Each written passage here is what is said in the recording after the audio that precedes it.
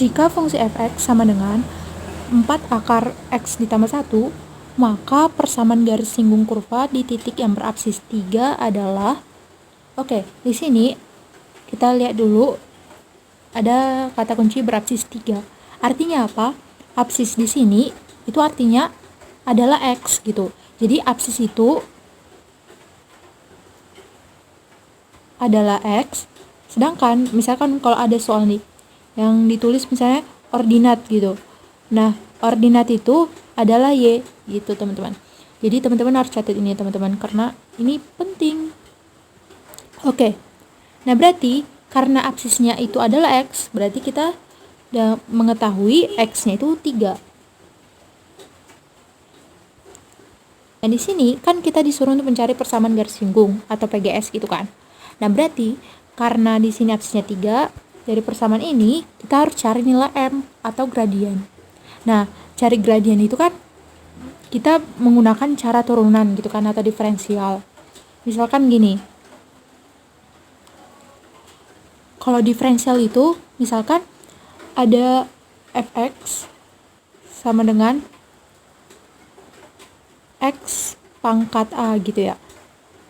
Oke, dengan a-nya ini adalah konstanta gitu. Misalkan a-nya itu misalnya 1, 2, 3 gitu. Jadi turunan dari fungsi fx itu, misal ini itu adalah simbol dari turunannya, f aksen x sama dengan ini dikalikan sama koefisiennya, yaitu yang dari sini. Oh gini deh, biar lebih gampang. Ini misalkan a kali x pangkat n. Oke, kayak gitu lah. Nah, terus mencari turunannya berarti kan kita turunin ini pangkatnya ini dengan mengalihkan dengan a, berarti a kali n gitu kan. Terus pangkatnya ini dikurang 1 gitu. Tuh, inilah turunan dari fungsi fx gitu. Misalkan ini ya, fungsi fx itu a kali x pangkat n. Jadi turunannya itu adalah a dikali n kali x pangkat n dikurang 1 gitu. Nah, jadi dari sini fungsi fx kan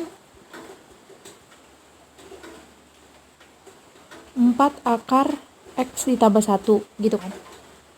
Artinya apa? Karena bentuknya enggak seperti ini, berarti kita buat gini. Ini kan fungsi dari fx ini kan a dikali n kali x pangkat n kurang 1.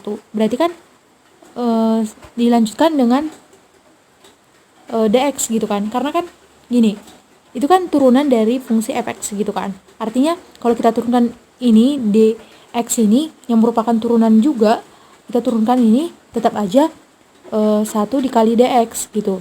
Jadi sebetulnya fungsi turunannya ini juga dikalikan dengan dx. Makanya kan ada, kalau misalnya kita belajar turunan nanti gitu, kalau kalian udah kelas 11 ya, pokoknya gitu, nanti fungsi turunannya itu ikut dx gitu di sini. Jadi sebetulnya dari sini kita bisa dapatkan gitu, ini misalkan ini p gitu ya. Kita misalkan ini p, x tambah 1, berarti kan 4 akar p gitu kan. Nah, fx, waduh, fungsi fx ya.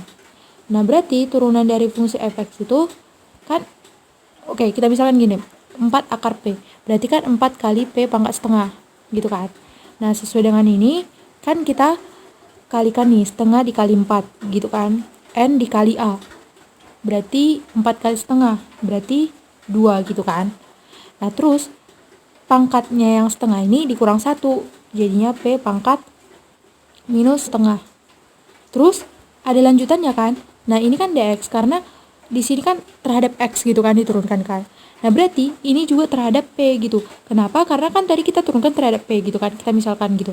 Jadi kita buat dp gitu. Nah, dari sini kita dapatkan, aduh, maaf teman-teman. Nah, ini kan minus setengah gitu kan. Artinya apa? Berarti kan kalau biar jadi positif, itu kan harus kita buat per gitu kan. Atau kita pindahin ke penyebut. Berarti jadinya 2 per akar P dp gitu kan. Nah, berarti 2 per akar P-nya itu adalah X ditambah 1. X ditambah 1 D. Yang ini berarti kan X ditambah 1 tuh. Nah, di sini karena kita mau turunkan ini lagi gitu biar jadi dx gitu kan teman-teman. Artinya kan kita turunkan nih. Turunan dari X ditambah 1 berarti kan ini kan pangkat 1 gitu kan. Berarti 1 kali 1 1. Terus X pangkat 1 dikurang 1 berarti 0. Artinya kalau sesuatu bilangan atau apapun gitu pangkatnya 0 hasilnya kan 1 gitu kan. Berarti 1 kali 1 adalah 1 gitu. Sedangkan ini 1 ini kan konstanta. Kalau misalnya kita turunin itu nanti hasilnya 0 gitu teman-teman. Jadi ini 0 berarti kan 1 ditambah 0 berarti 1. Nah, berarti 1 dikali dx gitu kan, karena kan kita turunkan terhadap x gitu kan. Gitu teman-teman. Jadi di sini kita dapatkan hasilnya kan 2 per akar x ditambah 1 dikali 1 dx. Nah, berarti dari sini kita dapatkan ini kan tetap gitu kan, dx gitu. Berarti kita dapatkan turunan dari fungsi fx itu adalah 2 per akar x ditambah 1 gitu. Nah, karena kita mau cari gradien gitu, kita gak usah tulis dx-nya gitu. Karena kan kita mau cari gradiennya gitu kan. Maka kita tinggal mensubstitusikan absisnya. Nah, absisnya itu x-nya itu kan sama dengan berapa ya tadi? 3. Berarti kan kita substitusikan gradiennya berarti 2 per akar 3 tambah 1 berarti 4. Ini harusnya enggak kayak gitu tadi ya. Terus jadinya ini kan akar 4. Akar 4 itu kan 2. 2 per 2 itu kan 1. Berarti di sini kita dapatkan gradiennya 1 gitu. Nah, terus ini kan x-nya sama dengan 3. Nah, sekarang kita mau dapat kan nilai y gitu kan. Nah, berarti karena kita mau mendapatkan nilai y, kita substitusikan aja x-nya sama dengan 3. Jadinya 4 akar 3 tambah 1 berarti 4 gitu kan di sini. Jadinya akar 4 itu kan 2 gitu kan. Berarti 4 kali 2 itu kan 8. Oke, berarti kita dapatkan y-nya sama dengan 8.